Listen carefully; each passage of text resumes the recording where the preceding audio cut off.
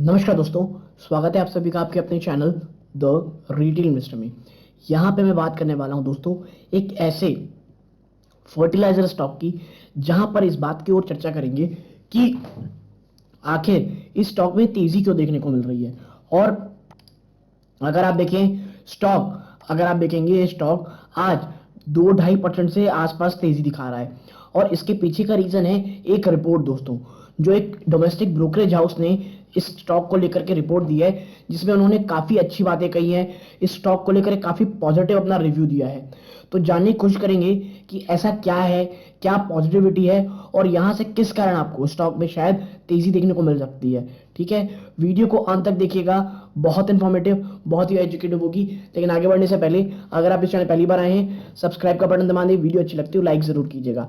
तो अब without wasting time सीधा लेके चलता हूं मैं आपको शेयर प्राइस की तरफ। देखिए, Chambal fertiliser and chemicals limited, ठीक है, Chambal fertilisers and chemical limited stock लगभग 2.5% के आसपास की तेजी दिखाया दोस्तों।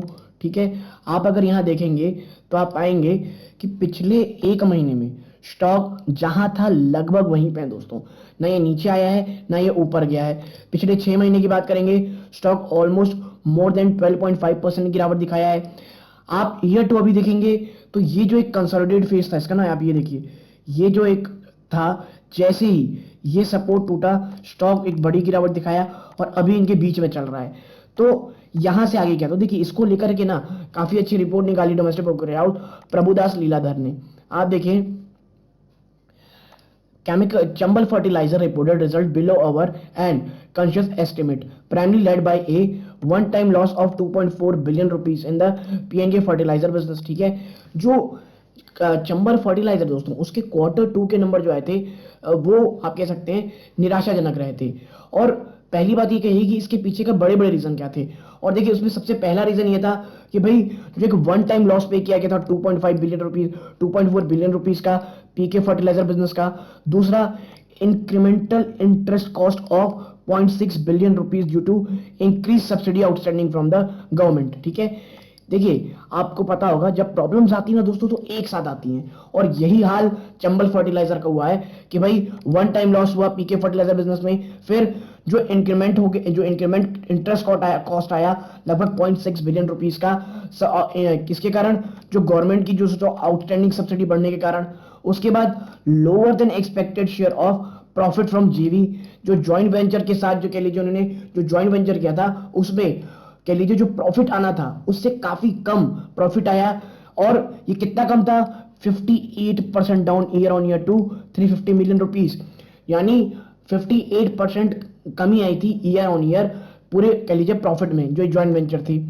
अब बात करते हैं की हाईलाइट की, urea and PK sales volume were up 10%, 28% year on year. ठीक है, आगे है interest cost up 42% year on year, interest cost में बढ़ोतरी हुई 242% की, led by stretch working capital due to higher subsidy outstanding.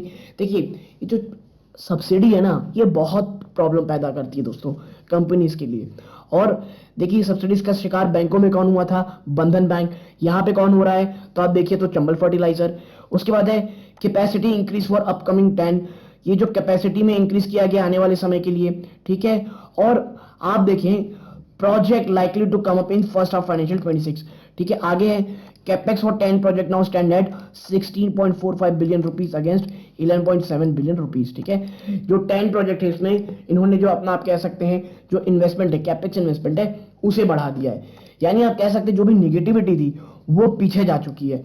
ठीक है, और आगे आप देखें तो आउटलुक क्या कहता है, we trim our EPS estimate for financial 23 by 8%, citing 2.4 billion of subsidy one-off provisions from the carry-over inventory of last year and high interest cost led by higher subsidy receivable। जो subsidy है ना दोस्तों, ये तमाम जो कह लीजिए positive है ना, स्टॉक को एक खा जा रही है। और यही बात कही है कह लीजिए प्रभुदास लीलाधर ने कि उन्होंने अपना ईपीएस है उसे घटा दिया है दोस्तों। क्यों, जो ये 8% घटा दिया है, क्यों, वो जो वन ऑफ प्रोविजन जो किया गया ना सब्सिडी का 2.4 बिलियन रुपीस, और जो आप कह सकते हैं कैरी जो आपके लिए जो पिछले साल से ये उठा रहे हैं सब्सिडी को।